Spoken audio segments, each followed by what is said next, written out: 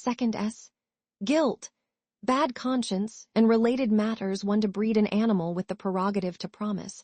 Is that not precisely the paradoxical task which nature has set herself with regard to humankind? Is it not the real problem of humankind? The fact that this problem has been solved to a large degree must seem all the more surprising to the person who can fully appreciate the opposing force, forgetfulness. Forgetfulness is not just a vis inertiae, as superficial people believe, but is rather an active ability to suppress, positive in the strongest sense of the word, to which we owe the fact that what we simply live through, experience, take in, no more enters our consciousness during digestion, one co. To shut the doors and windows of consciousness for a while, not to be bothered by the noise and battle with which our underworld of serviceable organs work with and against each other, a little peace, a little tabula rasa of consciousness to make room for something new, above all for the nobler funk. The person in whom this apparatus of suppression is damaged, so that it stops working, can be compared, and not just compared, to a dyspeptic. He cannot cope with anything. And precisely, this necessarily forgetful animal, in whom forgetting is a strength, representing a form of robust health, has bred for himself a counter-device, memory, with the help of which forgetfulness can be suspended in certain cases, namely in those cases where a promise is to be made. Consequently, it is. But what a lot of preconditions there are for this. In order to have that degree of control over the future, man must first have learnt to distinguish between what happens by accident and what by design, to think causally, to view the future as the present and anticipate it, to grasp with certainty what is end and what is means in all to be able to. 2. That is precisely what constitutes the long history of the origins of responsibility. That particular task of breeding an animal with the prerogative to promise includes, as we have already understood, as precondition and preparation, the more immediate task of first making man to a certain degree necessary, uniform, a peer amongst peers, orderly and consequently predictable. The immense amount of labor involved in what I have called the morality of custom, see Daybreak, I 9, 14. 1645, the actual labor of man on himself during the longest epoch of the human race, his whole prehistoric labor, is explained and justified on a grand scale, in spite of the hardness, tyra. Let us place ourselves, on the other hand, at the end of this immense process, where the tree actually bears fruit, where society and its morality of custom finally reveal what they were simply the means to. We then find the sovereign individual as the ripest fruit on its tree, like only to itself. H. This man who is now free, who actually has the prerogative to promise, this master of the free will, this sovereign, how could he remain ignorant of his superiority over everybody who does not have the prerogative to promise or answer to himself? How much trust, fear, and respect he arouses. Him. The free man, the possessor of an enduring, unbreakable will, thus has his own standard of value. In the possession of such a will, viewing others from his own standpoint, he respects or despises. And just as he will necessarily respect his peers, the strong and the reliable, those with the prero. The proud knowledge of the extraordinary privilege of responsibility, the consciousness of this rare freedom and power over himself and his destiny, has penetrated him to his lowest depths and become an instinct, his dominant instinct. What will he call his dominant instinct, assuming that he need? No doubt about the answer. This sovereign human being calls it his conscience. 3. His conscience. We can presume in advance that the concept, conscience, which we meet here in its highest, almost disconcerting form, already has a long history and metamorphosis behind it. To be answerable to oneself, and proudly, too, and therefore to have the prerogative to say yes to oneself is, as I said, a ripe fruit, but also a late fruit. How long must this fruit have hung, bitter and sour, on the tree? And for even longer, there was nothing to see of this fruit. Nobody could have promised it would be there, although it is certain that everything about the tree was ready and growing towards it. How do you give a memory to the animal, man? How do you impress something upon this partly dull, partly idiotic, inattentive mind, this personification of forgetfulness, so that it will stick? This age-old question was not resolved with gentle solutions and methods, as can be imagined. Perhaps there is nothing more terrible and strange in man's prehistory than his technique of mnemonics. A thing must be burnt in so that it stays in the memory. Only something that continues to hurt stays in the memory. That is a proposition from the oldest, and unfortunately the longest-lived, psychology on Earth. You almost want to add that wherever on Earth you still find ceremonial, solemnity, mystery, gloomy shades in the lives of men and peoples, something of the dread with which everyone, everywhere, used to make promises, give pledges and commendation, is still working. The past, the most prolonged D. When man decided he had to make a memory for himself, it never happened without blood, torments, and sacrifices. The most horrifying sacrifices and forfeits, the sacrifice of the firstborn, belongs here. The most disgusting mutilations, for example, castration, the cruelest rituals of all religio. The worse man's memory has been, the more dreadful his customs have appeared. In particular, the harshness of the penal law gives a measure of how much trouble it had in conquering forgetfulness, and preserving a few primitive requirements of social life in the minds of these slaves of the mood, and we Germans certainly do not regard ourselves as a particularly cruel or hard-hearted people, still less as particularly irresponsible and happy-go-lucky. But you only have to look at our old penal code in order to see how difficult it was on this earth to breed a nation of thinkers, by which I mean. These Germans made a memory for themselves with dreadful methods, in order to master their basic plebeian instincts and the brutal crudeness of the same. Think of old German punishments such as stoning. Even the legend drops the millstone on the guilty person's head, breaking on the wheel. With the aid of such images and procedures, man was eventually able to retain 5 or 6 I don't want tos in his memory, in connection with which a promise had been given, in order to enjoy the advantages of society, and there you are. With the aid of this sort of memory, people finally came to reason. Reason, solemnity, mastering of emotions, this really dismal thing called reflection, all these privileges and splendors man has. What a price had to be paid for them. How much blood and horror lies at the basis of all good things. For how, then, did that other dismal thing, the consciousness of guilt, the whole bad conscience, come into the world? And with this, we return to our genealogists of morality. I'll say it again, or maybe I haven't said it yet, they are no good. No more than 5 spans of their own, merely modern experience, no knowledge and no will to know the past, still less an instinct for history. A second sight, so necessary at this point, and yet they go in for the history of morality. Of course, this must logically end in results that have a more tea.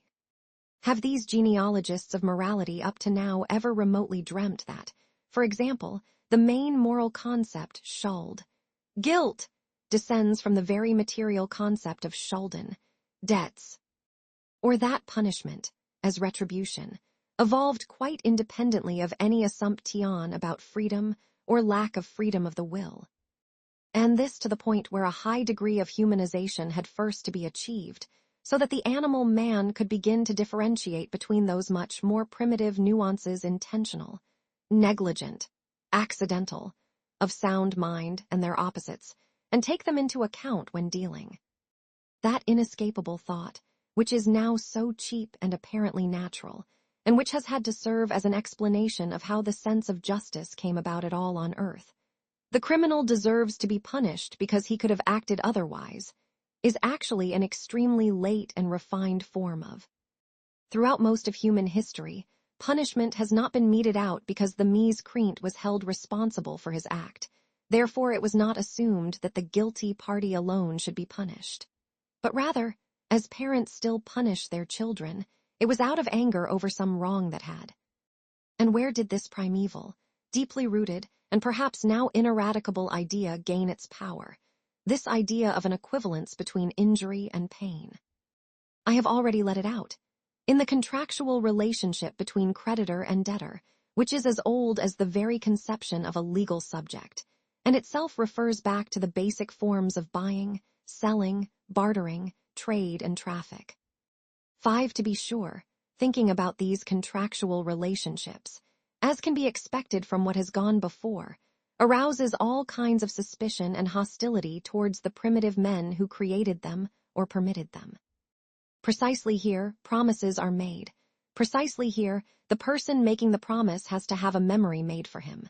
Precisely here, we may suppose, is a repository of hard, cruel, painful things.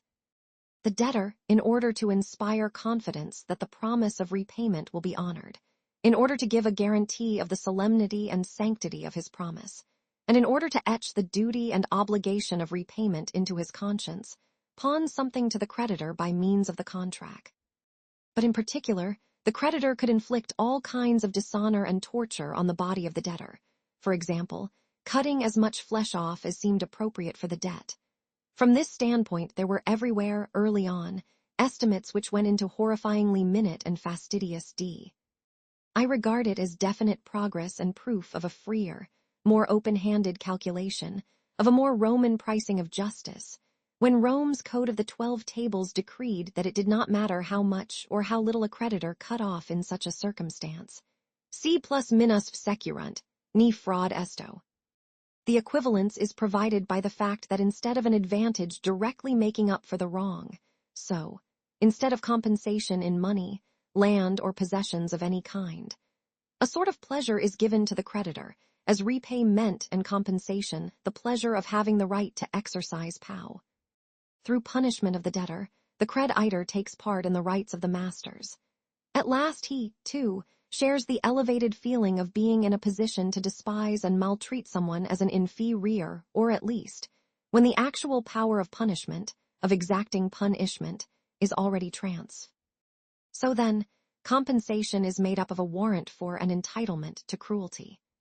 6. In this sphere of legal obligations, then, the moral conceptual world of debt, conscience, duty, sacred duty, has its breeding ground. All began with a thorough and prolonged bloodletting, like the beginning of all great things on earth. And may we not add that this world has really never quite lost a certain odor of blood and torture? Not even with old Kant, the categorical imperative smells of cruelty.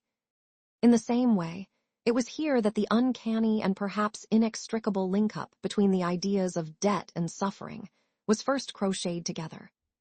I ask again, to what extent can suffering be a compensation for debts?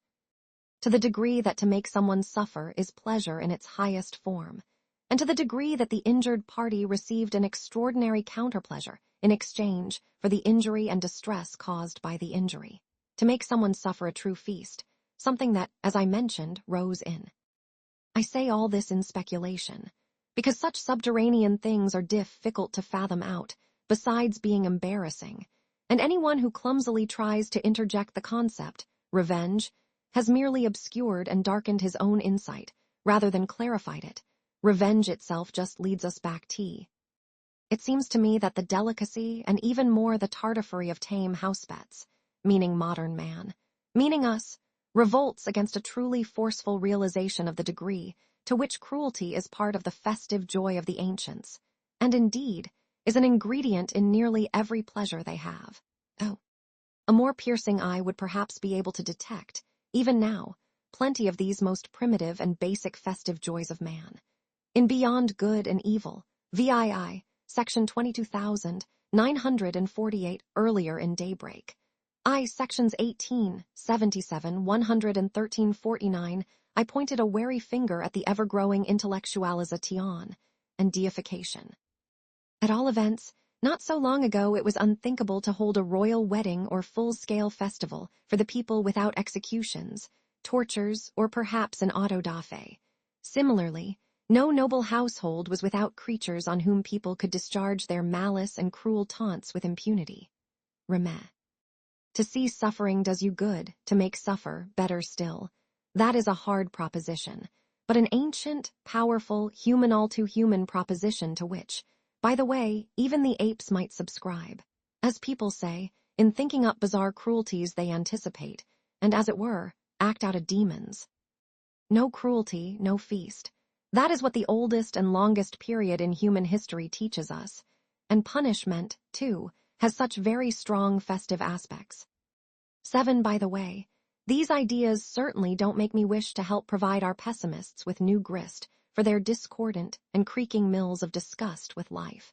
On the contrary, I expressly want to place on record that at the time when mankind felt no shame towards its cruelty, life on earth was the heaven's dark end over man in direct proportion to the increase in his feeling shame at being man. The tired, pessimistic outlook, mistrust of life's riddle, the icy no of nausea at life, these are not signs of the wickedest epoch of the human race. On the contrary, they come to light as the bog plants they are only in their natural habitat. The bog, I mean the sickly mollycoddling and sermon. On the way to becoming an angel, not to use a stronger word here, man has upset his stomach and developed a furry tongue so that he finds not only that the joy and innocence of animals is disgusting, but that life itself is distasteful, so that every now and again he is so repelled by himself Perhaps pain, I say this to comfort the squeamish, did not hurt as much then as it does now. At least, a doctor would be justified in assuming this if he had treated a Negro, taken as a representative for primeval man, for serious internal inflammations which would drive the European with the stout. The curve of human capacity for pain actually does seem to sink dramatically and almost precipitously beyond the first 10,000 or 10 million of the cultural elite. And for myself, I do not doubt that in comparison with one night of pain endured by a single, hysterical blue stocking, the total. What actually arouses indignation over suffering is not the suffering itself, but the senselessness of suffering. But neither for the Christian, who saw in suffering a whole, hidden machinery of salvation, nor for naive man in ancient times, who saw all suffering in relation to spectators or to ends. In order to rid the world of concealed, undiscovered, unseen suffering and deny it in all honesty, people were then practically obliged to invent gods and intermediate beings at every level. In short, something that also roamed round in obscurity, which could see in the dark and which would not mease. With the aid of such inventions, life then played the trick it has always known how to play, of justifying itself, justifying its evil.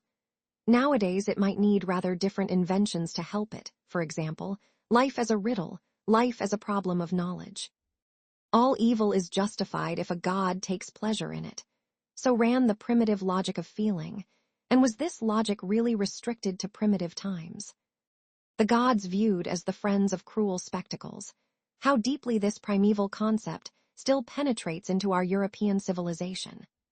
Maybe we should consult Calvin and Luther on the matter. At all events, the Greeks could certainly think of offering their gods no more acceptable a side dish to their happiness than the joys of cruelty. So how do you think Homer made his gods look down on the fortunes of men? What final, fundamental meaning did the Trojan War and similar tragic atrocities have? We can be in no doubt. They were intended to be festivals for the gods, and to the extent that the poet has a more godlike nature in these matters, probably festivals for the poets, too. It was no different when later Greek moral philosophers thought that the eyes of the gods still looked down on moral struggles, on the heroism and self-inflicted torture of the virtuous. The Heracles of duty was on stage and knew it. Unwitnessed virtue was something inconceivable for this nation. Might it not be the case that that extremely foolhardy and fateful philosophical invention, first devised for Europe, of the free will, of man's absolute freedom spontaneate to do good or evil, was chiefly thought up to justify the idea that the interest of the gods in man's virtue, coup. On the stage of this earth there would never be any lack of real novelty, real unheard-of suspense, intrigues, catastrophes. A world planned on completely deterministic lines would have been predictable, and therefore soon boring for the gods. Sufficient reason for these friends of the gods, the Phi. Everybody in antiquity is full of tender consideration for the spectator. People in antiquity form an essentially public, essentially visible world, incapable of conceiving of happiness without spectacles and feasts, and, as already stated, severe punishment, too, has very strong festive features. 8. The feeling of guilt, of personal obligation, to pursue our train of inquiry again. originated, as we saw, in the oldest and most primitive personal relationship there is, in the relationship of buyer and seller, creditor and debtor. Here person met person for the first time, and measured himsel. No form of civilization has been discov-aired, which is so low that it did not display something of this relationship. Fixing prices, setting values, working out equivalents, exchanging this preoccupied man's first thoughts to such a degree that in a certain sense it constitutes thought. The most primitive kind of cunning was bred here, as was also, presumably, the first appearance of human pride, man's sense of s. Perhaps our word man, manas, expresses something of this first sensation of self-confidence. Man designated himself as the being who measures values, who values and measures, as the calculating animal as such. Buying and selling, with their psychological trappings, are older even than the beginnings of any social form of organization or association. It is much more the case that the germinating sensation of barter, contract, debt, right, duty, compensation was simply transferred from the most rudimentary.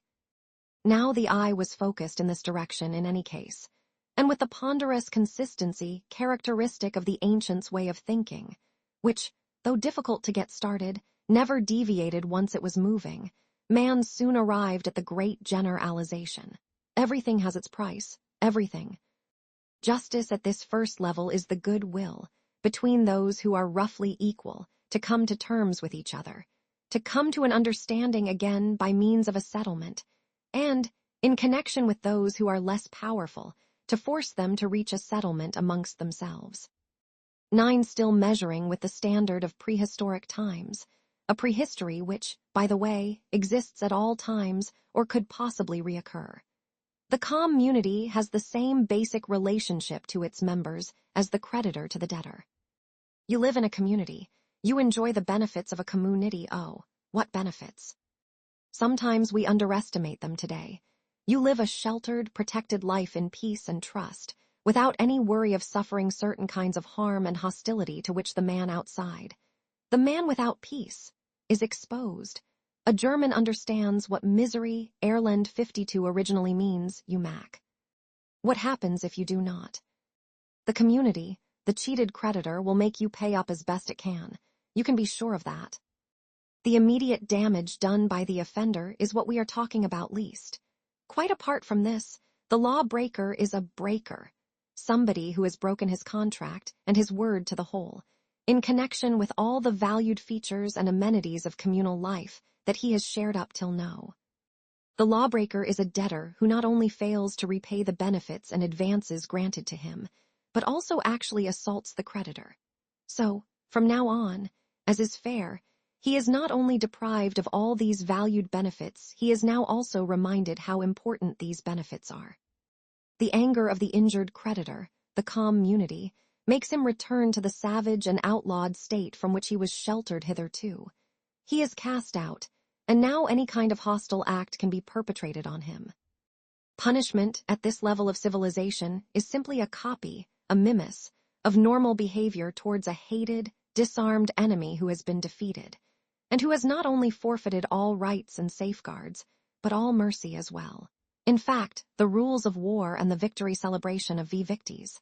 53 in 10. As a community grows in power, it ceases to take the offense of the individual quite so seriously, because these do not seem to be as danger-os and destabilizing for the survival of the whole as they did earlier. The wrongdoer is no longer deprived of peace and cast out, nor can the general poo. A compromise with the anger of those immediately affected by the wrongdoing, and therefore an attempt to localize the matter and head off further or more widespread participation and unrest. Attempts to work out equivalents and settle the matter, the compositio. Above all, the will manifesting its. As the power and self-confidence of a community grows, its penal law becomes more lenient.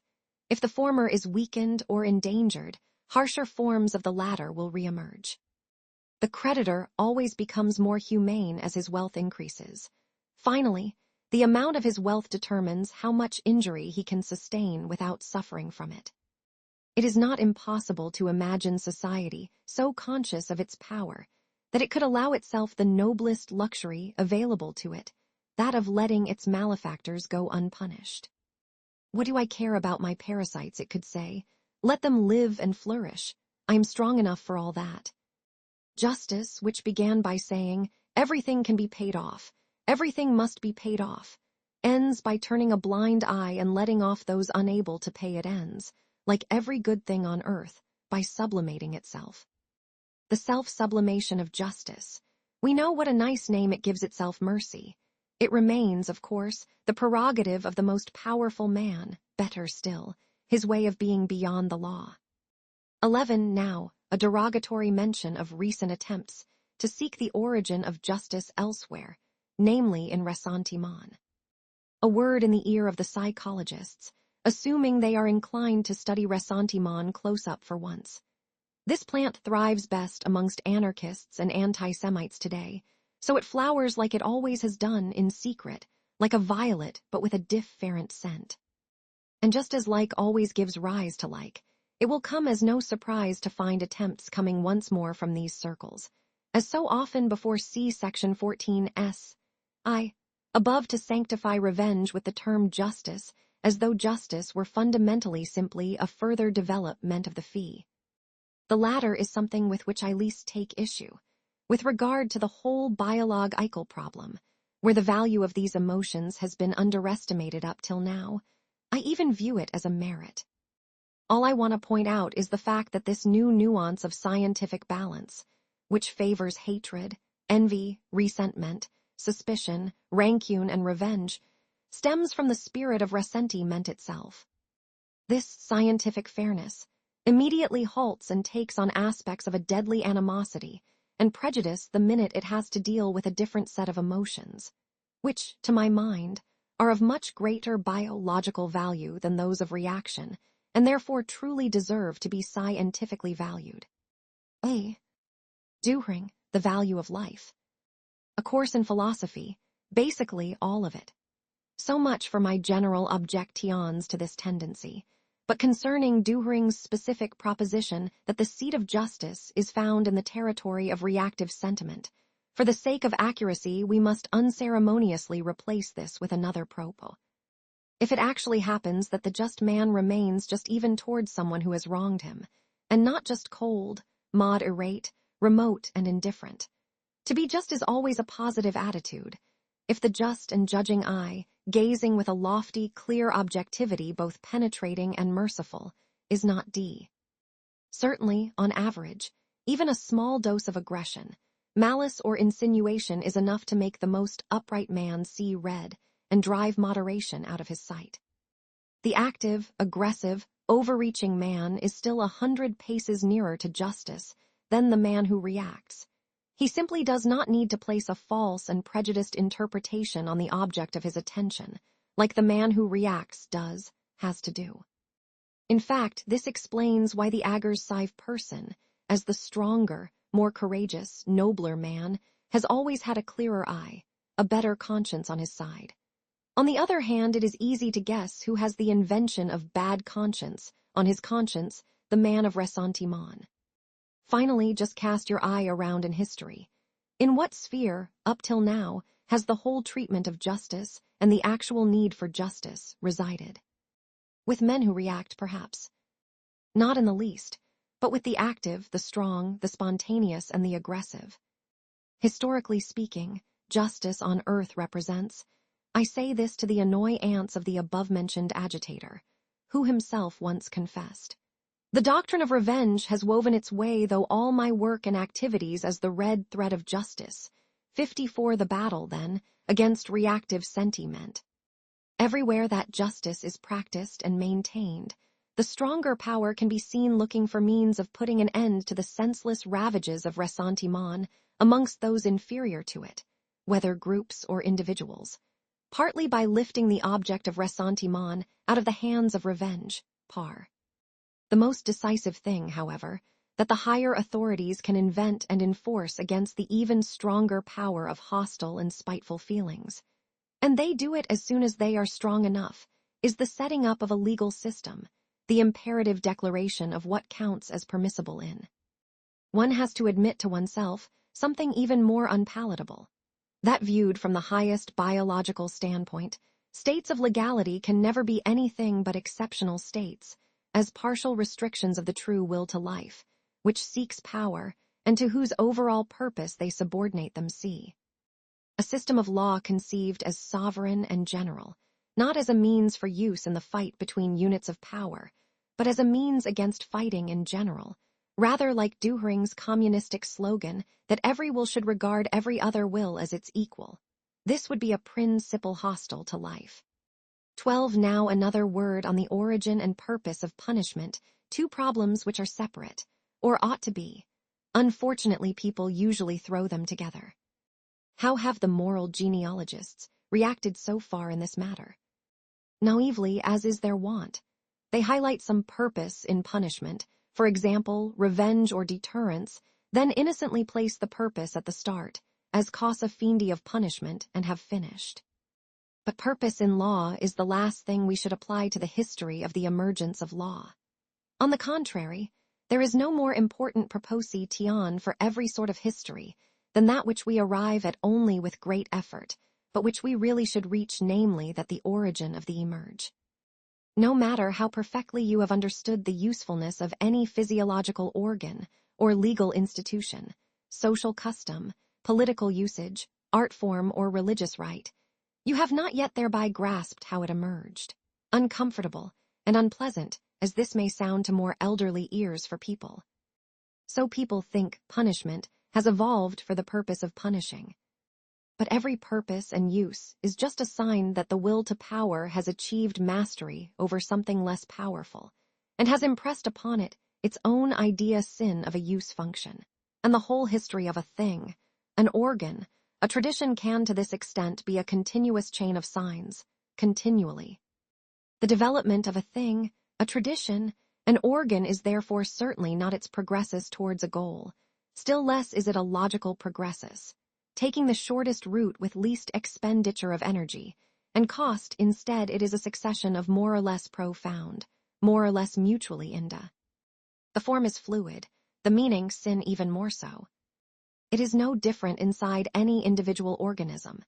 Every time the whole grows appreciably, the meaning, sin of the individual organs shifts, sometimes the partial destruction of organs, the reduction in their number, for example, by the destruction of intermediary parts, can be a sign of increa. To speak plainly, even the partial reduction in usefulness, decay and degeneration, loss of meaning, sin and functional purpose, in short death, make up the conditions of true progressus, always appearing, as it does, in the form of the will and way to greater power, and always emerging victorious. The amount of progress can actually be measured according to how much has had to be sacrificed to it.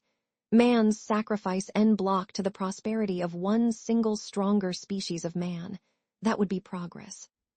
I lay stress on this major point of historical method, especially as it runs counter to just that prevailing instinct and fashion which would much rather come to terms with absolute randomness, and even the mechanistic senselessness of all events, than the theory that a power will is acted out in. The democratic idiosyncrasy of being against everything that dominates and wants to dominate, the modern misarchism, to coin a bad word for a bad thing, has gradually shaped and dressed itself up as intellectual, most intellectual, so much so that it already today, little by little, penetrates the S. On the other hand, the pressure of this idiosyncrasy forces adaptation into the foreground, which is a second-rate activity, just a reactivity. Indeed, life itself has been defined as an increasingly efficient inner adaptation to external circumstances, Herbert Spencer. But this is to misunderstand the essence of life, its will to power. We overlook the prime importance that the spontaneous, aggressive, expansive, reinterpreting, redirecting, and formative forces have, which adaptation follows only when they have had their effect, in the organism itself, the dom. One recalls what Huxley reproached Spencer with his administrative nihilism, but we are dealing with more than administration. 13. To return to our topic, namely punishment, we have to distinguish between two of its aspects. One is its relative permanence, the custom, the act, the drama, a certain strict sequence of procedures. The other is its fluidity, its meaning, sin, purpose, and expectation, which is linked to the sea. And here, without further ado, I assume, per analogiam, according to the major point of historical method just developed, that the procedure itself will be something older, predating its use as punishment, that the latter was only inserted and interpreted into the procedure, which had existed for. With regard to the other element in punishment, the fluid one, its meaning, the concept punishment presents, at a very late stage of culture, for example, in Europe today, not just one meaning but a whole synthesis of meanings synon, the history of punishment up to now in general, the his. Today it is impossible to say precisely why people are actually punished. All concepts in which an entire process is semiotically concentrated defy definition. Only something which has no history can be defined. At an earlier stage, however, the synthesis of meanings appeared much easier to at least give an impression of how uncertain, belated, and haphazard the meaning of punishment is, and how one and the same procedure can be used, interpreted and adapted for fundamentally different projects. You have here a formula that suggested itself to me on the basis of relatively restrict punishment as a means of rendering harmless, of preventing further harm. Punishment as payment of a debt to the creditor in any form, even one of emotional compensation. Punishment as a means of isolating a disturbance of balance to prevent further spread of the disturbance. Punishment as amensof, inspiring the fear of those who deter mine and execute punishment. Punishment as a sort of counterbalance to the privileges which the criminal has enjoyed up till now, for example, by using him as a slave in the mines. Punishment as a rooting out of degenerate elements, sometimes a whole branch, as in Chinese law, whereby it becomes a means of keeping the race pure or maintaining a social type. Punishment as a festival, in the form of violating and mocking an enemy, once he is finally conquered. Punishment as an aid memoir, either for the person suffering the punishment so-called reform, or for those who see it carried out. Punishment as payment of a fee stipulated by the power, which protects the wrongdoer from the excesses of revenge. Punishment as a compromise with the natural state of revenge, in so far as the latter is still nurtured and claimed as a privilege by more powerful clans. Punishment as a declaration of war and a war measure against an enemy of peace, law, order, authority, who is fought as dangerous to the life of the community, in breach of the contract on which the community is founded, as a rebel, a traitor and breaker of the peace, with all the means war can 14. The list is certainly not complete. Punishment can clearly be seen to be richly laden with benefits of all kinds. This provides all the more justification for us to deduct one supposed benefit that counts as its most characteristic in popular perception faith in punishment, which is shaky today for several reasons, has its strongest support in precisely this. Punishment is supposed to have the value of arousing the feeling of guilt in the guilty party. In it, people look for the actual instrumentum of the mental reflex which we call bad conscience or pang of conscience. But by doing this, people are violating reality and psychology even as it is today, and much more so for the longest period in the history of mankind, its prehistory. The real pang of conscience, precisely amongst criminals and convicts, is something extremely rare. Prisons and jails are not nurs eries where this type of gnawing pang chooses to thrive. On this, all conscientious observers are agreed, in many cases reaching such a conclusion reluctantly and agi. On the whole, punishment makes men harder and colder. It concentrates, it sharpens the feeling of alienation, it strengthens the power to resist.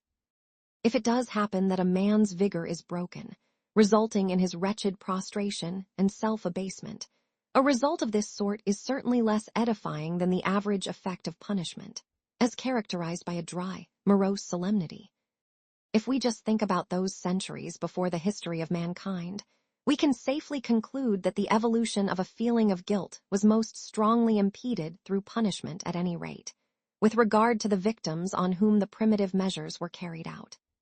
Nor must we underestimate the degree to which the mere sight of the judicial executive prosters inhibits the criminal himself from experiencing his act, his mode of conduct, as reprehensible as such, because he sees the same kind of action practiced in the service of justice and given approval. Bad conscience, the most uncanny and most interesting plant of our earthly vegetation, did not grow in this soil, in fact. For most of the time it did not enter the consciousness of those who judged and punished that they were dealing with a guilty party. Instead, it was a question of someone who had caused harm, an irresponsible piece of fate.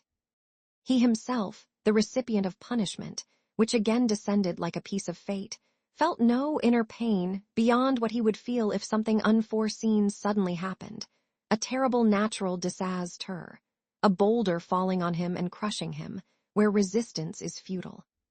15 Spinoza became aware of this in a way that made him show his true colors, to the annoyance of his critics, who systematically attempt to misunderstand him on this point. Kuno Fischer, 56, for example. When, one afternoon, rummaging around among who knows what memories, he turned his attention to the opposite of gaudium, 60, he finally said to himself, a sadness accompanied by the notion of a past event which turned out contrary to expectation. Eth Roman 3, propos. Roman 18 Skal. I Roman 2. For millennia, wrongdoers overtaken by punishment have felt no different than Spinoza with regard to their offense. Something has gone unexpectedly wrong here. Not, I ought not to have done that. They submitted to punishment as you submit to illness or misfortune or death, with that brave If in those days there was any criticism of the deed, it came from intelligence, which practiced criticism. We must certainly seek the actual effect of punishment primarily in the sharpening of intelligence, in a lengthening of the memory, in a will to be more cautious, less trusting to go about. What can largely be achieved by punishment, in man or beast, is the increase of fear, the intensification of intelligence, the mastering of desires. Punishment tames man in this way, but does not make him. Better, we would be more justified in asserting the opposite. You can learn from your mistakes, as the saying goes, but what you learn also makes you bad. Fortunately, it often enough makes you stupid. 16 at this point, I can no longer avoid giving a first, preliminary expression to my own theory on the origin of bad conscience. It is not easy to get a hearing for this hypothesis, and it needs to be pondered, watched, and slept on. I look on bad conscience as a serious illness, to which man was forced to succumb by the pressure of the most fundamental of all changes, which he experienced that change, whereby he finally found himself imprisoned within the confines of society and peace. It must have been no different for these semi-animals, happily adapted to the wilderness, war, the wandering life and adventure, than it was for the sea animals when they were forced to either become land animals or perish. At one go, all instincts were devalued and suspended. Now they had to walk on their feet and carry themselves, whereas they had been carried by the water up till then. A terrible heaviness bore down on them. They felt they were clumsy at performing the simplest task. They did not have their familiar guide any more for this new, unknown world, those regulating impulses that unconsciously led them to safety. The poor things were reduced to relying on thinking, inference, calculation, and the connecting O. I do not think there has ever been such a feeling of misery on earth, such a leaden discomfort, and meanwhile, the old instincts had not suddenly ceased to make their demands. But it was difficult and seldom possible to give in to them. They mainly had to seek new and, as it were, underground gratifications. All instincts which are not discharged outwardly turn inwards. This is what I call the internalization of man. With it, there now evolves in man what will later be called his soul. The whole inner world, originally stretched thinly as though between two layers of skin, was expanded and extended itself and gained depth, breadth, and height in proportion to the degree that the external discharge of man's instincts was obstructed. Those terrible bulwarks with which state organizations protected themselves against the old instincts of freedom punishments are a primary instance of this kind of bulwark. Had the result that all those instincts of the wild, free, roving man were turned backwards, against man himself. Animosity, cruelty, the pleasure of pursuing, raiding, changing, and destroying. All this was pitted against the person who had such instincts. That is the origin of bad conscience. Lacking external enemies and obstacles, and forced into the oppressive narrowness and conformity of custom, man impatiently ripped himself apart, persecuted himself, gnawed at himself, gave himself no peace and abused himself. This animal who battered himself raw on the bars of his cage, and who is S. With it, however, the worst and most insidious illness was introduced, one from which mankind has not yet recovered. Man's sickness of man off himself. As the result of a forcible breach with his animal past, a simultaneous leap and fall into new situations and conditions of existence, a declaration O. Let us immediately add that, on the other hand, the prospect of an animal soul turning against itself, taking a part against itself, was something so new, profound, unheard of, puzzling, contradictory, and momentous Zukunftsfalls on earth that the whole character of the world changed in an assenti. Indeed, a divine audience was needed to appreciate the spectacle that began then, but the end of which is not yet in sight, a spectacle too subtle, too wonderful, too paradoxical to be allowed to be played senselessly unobserved on some ridiculous planet. Since that time, man has been included among the most unexpected and exciting throws of dice played by Heraclitus, great child. Call him Zeus or Fate. 61, he arouses interest, tension, hope, almost certainty for himself, as though something were being announced through him, were being prepared as.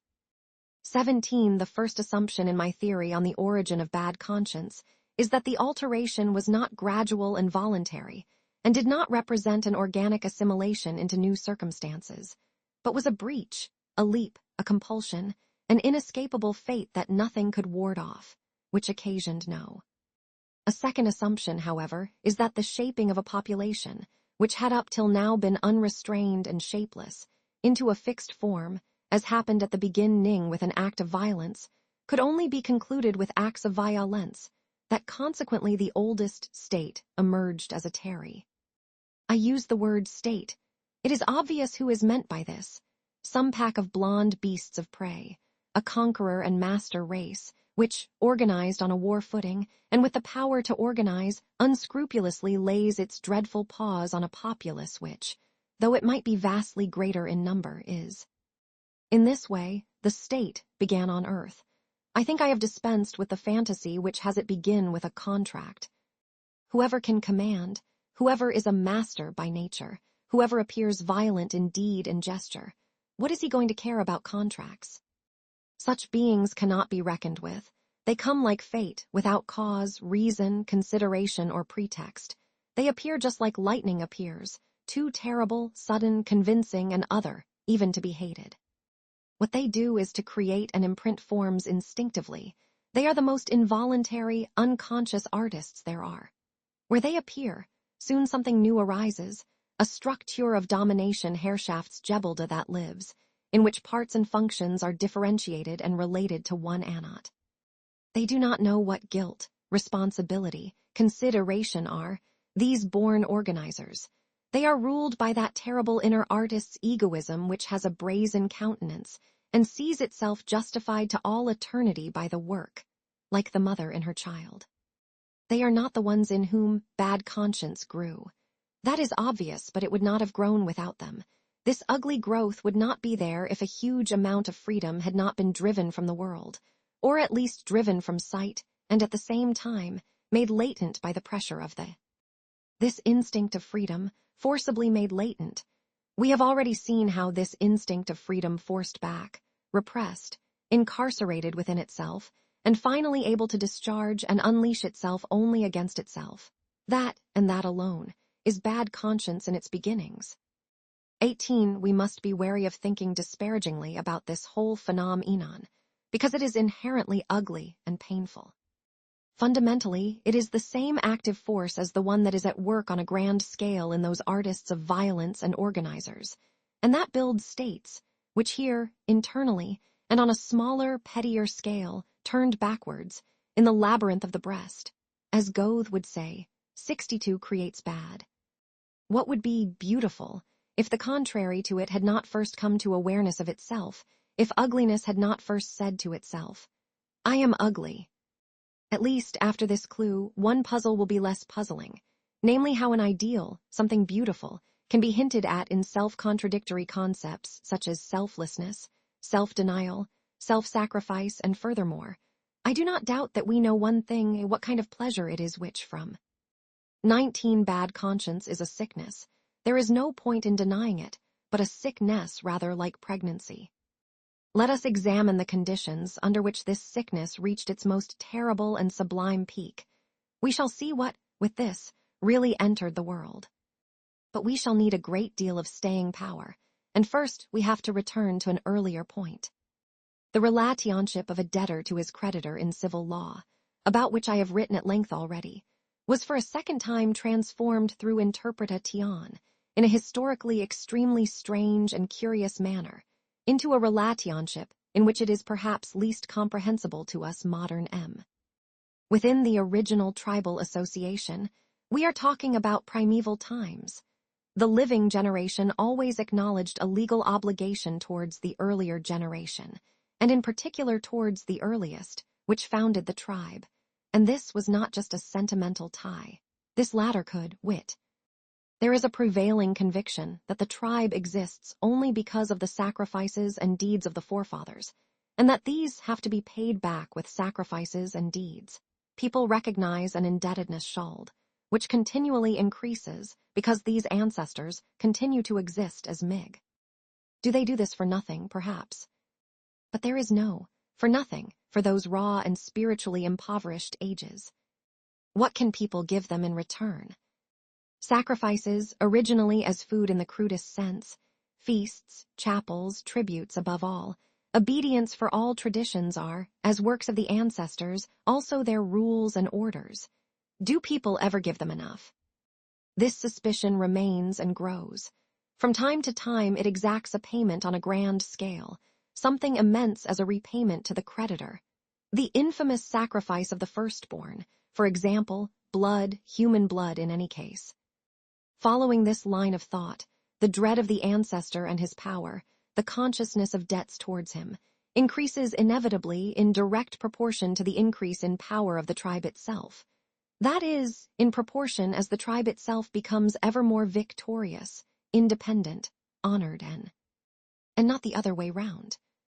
Every step towards the weakening of the tribe, all unfortunate calamities, all signs of degeneration and imminent disintegration, always lessen rather than increase the dread of the spirit of its founder, and lead to an ever lower opinion of his sagacity, providence, and powerful presence. If you think this sort of crude logic through to the end, it follows that through the hallucination of the growing dread itself, the ancestors of the most powerful tribes must have grown to an immense stature, and must have been pushed into the obscurity of divine mystery and transcendence. Inevitable. Perhaps we have here the actual origin of gods, an origin, then, in fear.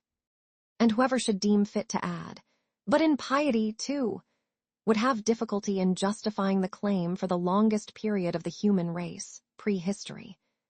All the more so, however, would he be right, for the middle period in which the noble tribes developed, who actually did repay, with inter est, their founders, their ancestors, heroes, gods, with all the attributes which in the meantime had become manifest in themselves, the noble attributes. Later, we shall take another look at the way gods are ennobled and exalted, which is not at all to say they were hallowed. But let us, for the present, pursue the course of this whole development of the consciousness of guilt to its conclusion. 20. The awareness of having debts to gods did not, as history teaches, come to an end even after the decline of communities organized on the principle of blood relationship, just as man inherited the concepts of good and bad from the nobility of lineage, together with its psychological basic 10. Those large populations of slaves and serfs who adapted themselves to the divinity cults of their masters, whether through compulsion, submission, or mimicry, form the transitional stage. From them, the inheritance overflows in every direction. The feeling of indebtedness towards a deity continued. The whole history of ethnic battles, victories, reconciliations and mergers, and everything that precedes the eventual rank ordering of the diverse elements of the popula Tian in every great racial synthesis, is mirrored in the genealogical chaos of their gods, in the legends of their battles, Vic. Assuming that we have now started in the reverse Diarch Tian, we should be justified in deducing, with no little probability, that from the unstoppable decline in faith in the Christian God, there is, even now, a considerable decline in the consciousness of human debt. Indeed, the possibility cannot be. Atheism and a sort of second innocence belong together. 21. So much for a brief and rough preliminary outline of the connection between the concepts debt/guilt and duty and religious precepts. I have so far intentionally set aside the actual moralization of these concepts, the way they are pushed back into conscience. More precisely, the way bad cons. The facts diverge from this in a terrible way. With the moralization of the concepts debt/guilt and duty, and their relegation to bad conscience, we have, in reality, an attempt to reverse the direction of the development I have described, or at least halt its movement. Now the prospect for a once-and-for-all payment is to be foreclosed, out of. It is indisputable, firstly against the debtor, in whom bad conscience now so firmly establishes itself, eating into him, broadening out and growing, like a polyp, so wide and deep that in the end, with the impossibility of paying back the debt, is conceived the impossibility of discharging the P.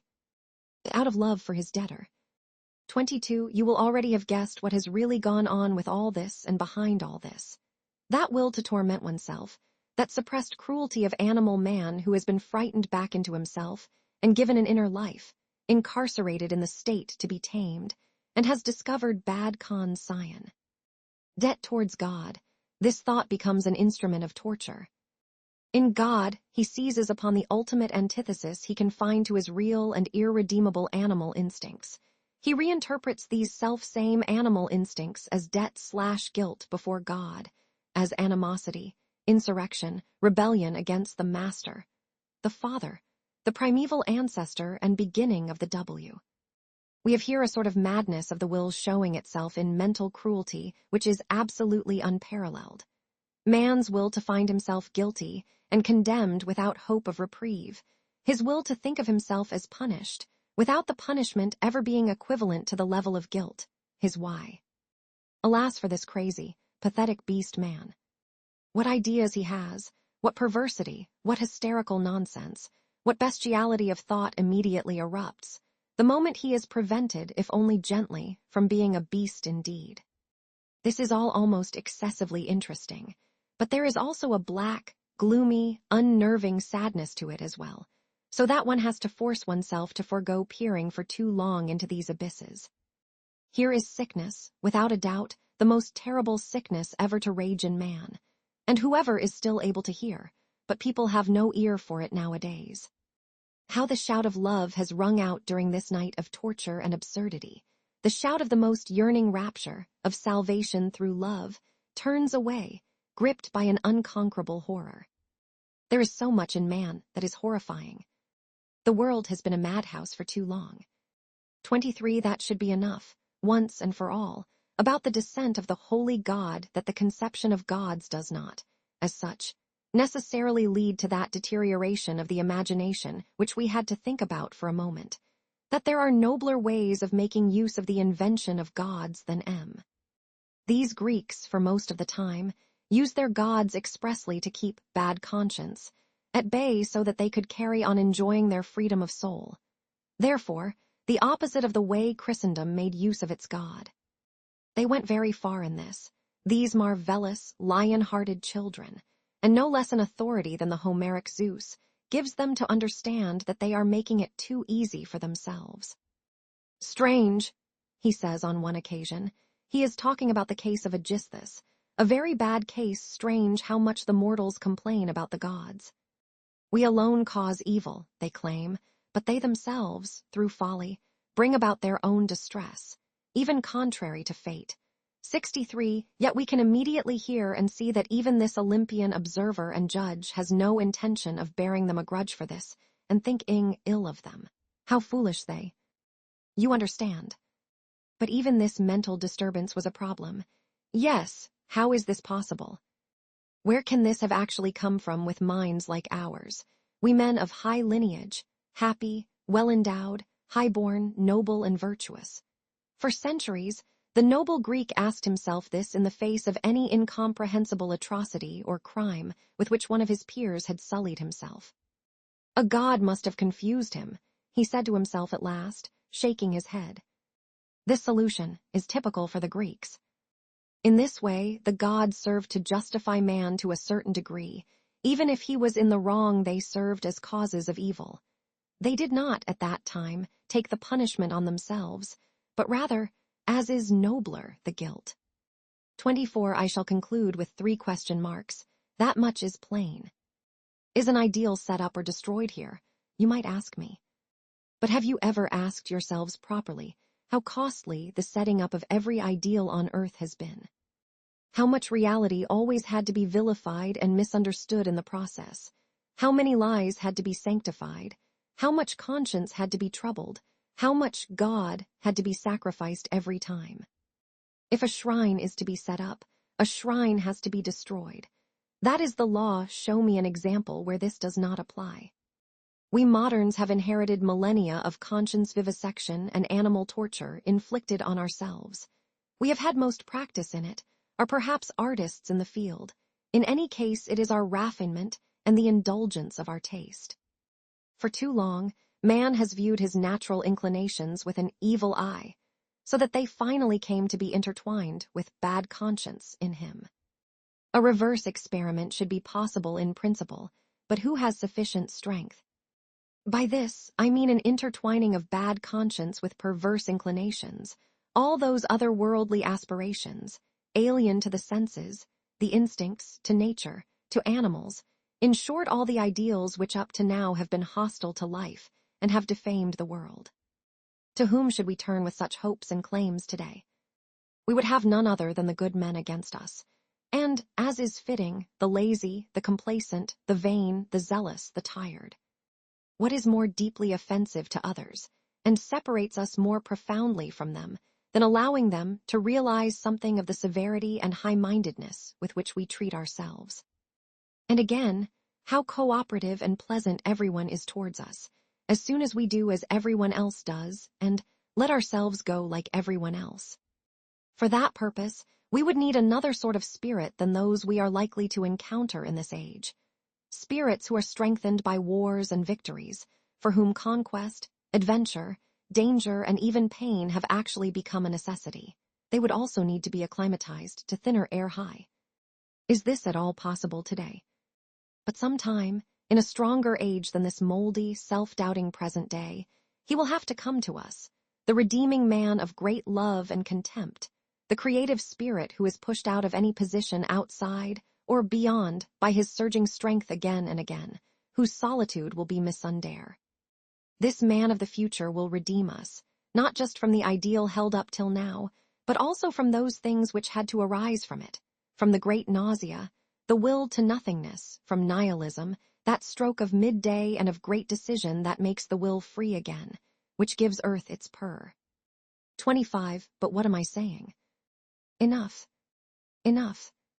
At this point, just one thing is proper: silence.